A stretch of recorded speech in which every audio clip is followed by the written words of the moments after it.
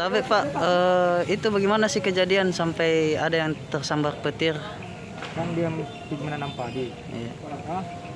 Karena dia menanam padi, dia mau hujan. Nah, setelah mau hujan dia pergi di balai-balai berteduh sama anggotanya. Ada berapa orang itu Pak? 7. 7. Nah, terus Anggota 5 kena. 5 yang kena tersambar petir. Itu yang 4 luka ringan. Oh, berarti pada saat berteduh itu Iya. hujan. Oh. Iya.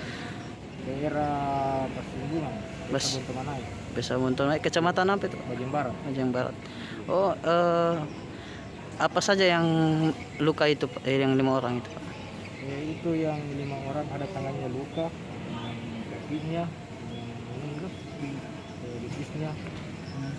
Itu di dalam itu yang badannya.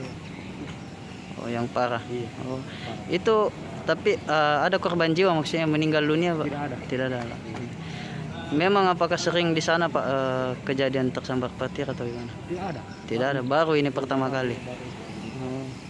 Itu yang balai-balai sendiri itu apakah hangus Kika atau bagaimana? Tidak hangus, iya. Tapi ada sedikit rusak. Iya, ada.